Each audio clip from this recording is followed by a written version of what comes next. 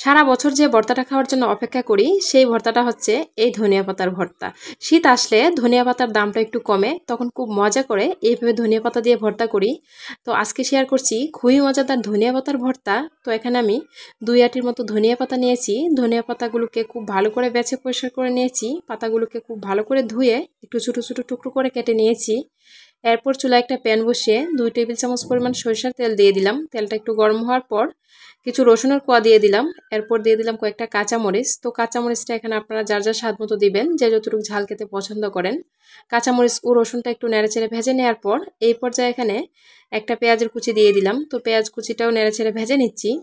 পেঁয়াজ রসুন ও কাঁচামরিচটা ভাজা ভাজা হয়ে গেলে এই পর্যায়ে এখানে লবণ দিয়ে দিচ্ছি। যেহেতু ধনিয়া পাতাটা এগুলোর সাথে হালকা করে একটু ভেজে নিব, এই জন্য লবণটা দিয়ে সবকিছু আবারও নেড়েচেড়ে মিশিয়ে দিচ্ছি। তো এই পর্যায়ে কুচি করে রাখা ধনিয়া পাতাগুলো দিয়ে দিলাম। তো ধনিয়া পাতাটা দিয়ে সবকিছুর সাথে নেড়েচেড়ে মিশিয়ে নিচ্ছি।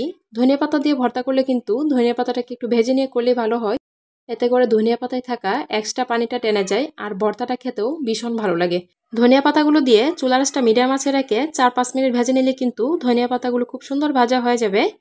তো ধনিয়া পাতা পেঁয়াজ রসুন সবগুলো ভাজা হয়ে গেলে এখন ভর্তাটা তৈরি করে নিচ্ছি। তো আজকের ধনিয়া পাতা ভর্তাটা আমি শিলপাটায় তৈরি করব। আপনারা চাইলে ব্লেন্ডারে তৈরি করে নিতে পারেন।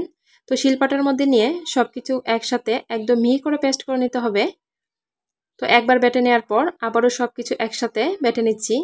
ধনিয়া পাতার সিজনে এইভাবে যদি ধনিয়া পাতা ভর্তা না করে খান তাহলে কিন্তু দারুণ কিছু মিস করবেন।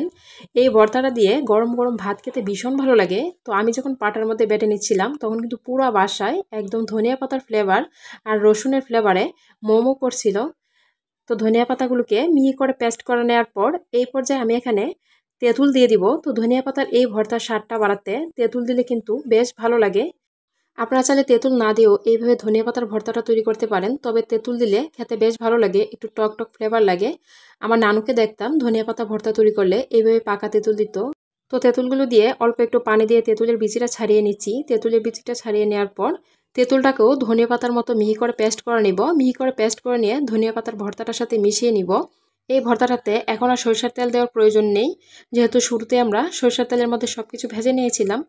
তো তেঁতুলটা মিহি করে পেস্ট করে নেওয়ার পর ধনিয়া পাতার ভর্তার সাথে মিশিয়ে নিচ্ছি। মিশিয়ে নিয়ে স্বাদ মতো লবণ দিয়ে দিব। লবণটা এখানে একটু বুঝে দিতে হবে, যেহেতু শুরুতে আমরা লবণ দিয়ে ভেজে নিয়েছিলাম এই জন্য। তো লবণটা দিয়ে আবারও সবগুলো একসাথে খুব ভালো করে মিশিয়ে নিয়েছি।